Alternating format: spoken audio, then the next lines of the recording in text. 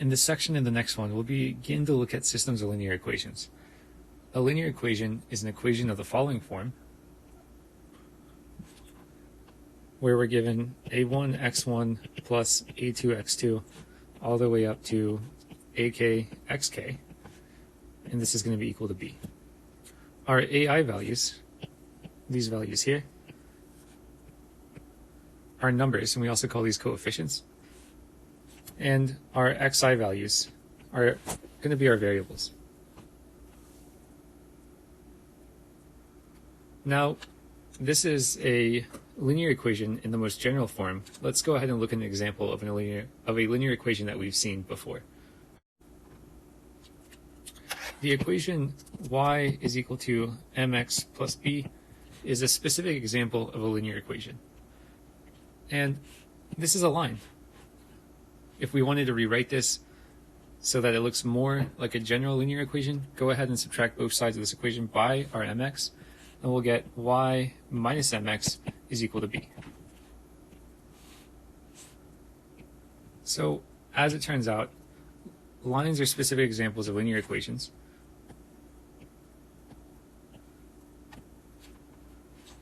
And a more general instance of a linear equation represented by two variables is the following form.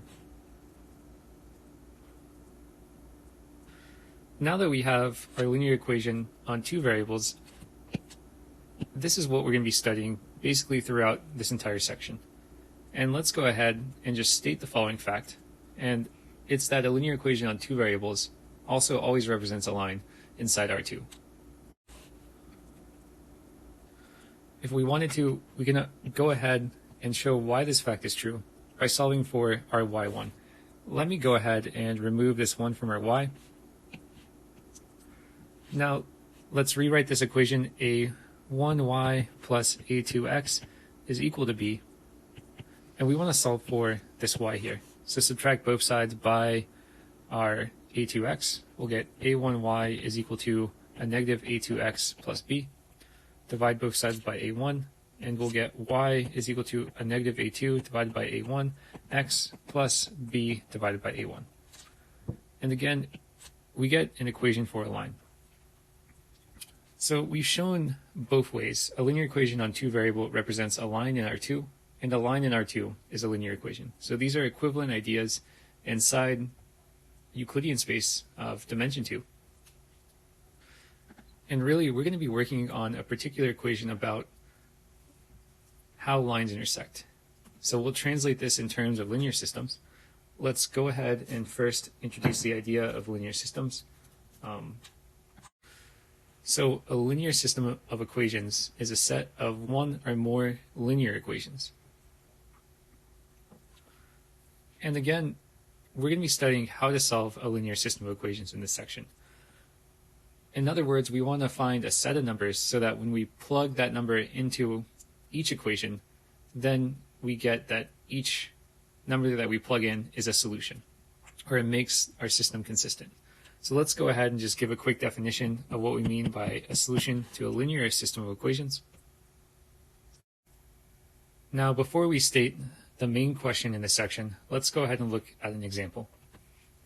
In example number 1, we want to determine if either the point 1, 2, or 2, 5 are solutions to the given linear system. And our linear system, again, are two equations. X plus y is equal to 3, and 2x plus 2y is equal to 6. So we'll take this one point at a time, and what we're going to go ahead and do is we're going to check to see first if the point 1, 2 is a solution by replacing all the x values with 1 inside our linear system and replacing all the y values with 2. So applying this, we'll get 1 plus 2 is equal to 3, and this corresponds to equation number 1. And then we'll get 2 times 1 plus 2 times 2 should be equal to 6. Simplifying the left-hand side, we'll get 2 plus 4 is equal to 6.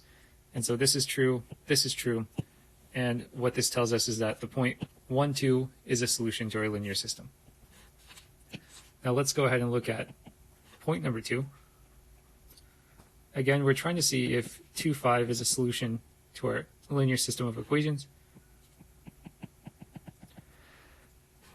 So plugging this back into our system, we'll get 2 plus 5 is equal to 3. And we'll also get 2 times 2 plus 2 times 5 is equal to 6. So in our very first equation, we get that 7 is equal to 3. So this doesn't make any sense. That's definitely not true. And in our second equation, we get 4 plus, let's see, that's 5. So 4 plus 10 is equal to 6. And this tells us 14 should be equal to 6. Again, this is not true. And so in both cases, we get nonsense answers. And so that means that the 0.25 is not a solution to our linear system. So again, our first 0.12 is a solution, and our second 0.25 is not a solution. So now that we introduced the basic facts about linear systems, let's go ahead and explore why we're looking at these types of objects again. So we know that a linear equation on two variables is a line inside R2. And so another way of looking at both linear systems of equations and their solutions is by looking at how lines inside R2 intersect. So we'll go ahead and look at how two lines inside R2 intersect. So either we have lines that intersect at one point, we'll have lines that never intersect, so these are going to be parallel lines.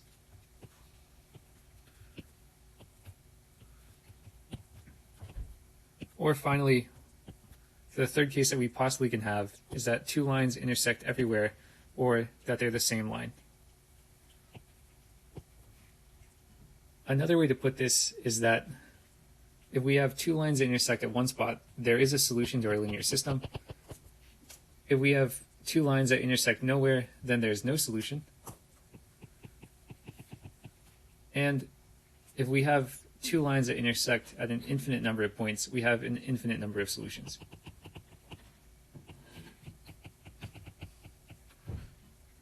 So I'll write the definition down of the following statements on the next page, but let's go ahead and give these further labels. A linear system that has a solution is called a consistent system. So this would be considered consistent. And so with this one,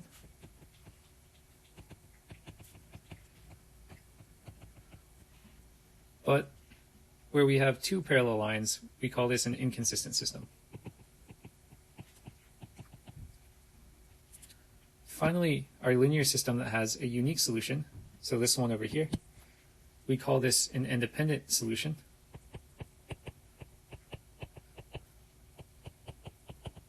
Since this is not dependent on any other values. And for our consistent system with an infinite number of solutions, we say that this has a dependent solution,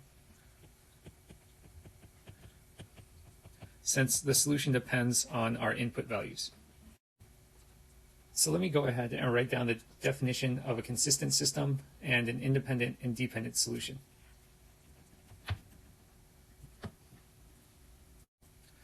And now for the next few videos, we'll be looking at how we can solve linear systems of equations using different methods such as substitution and elimination.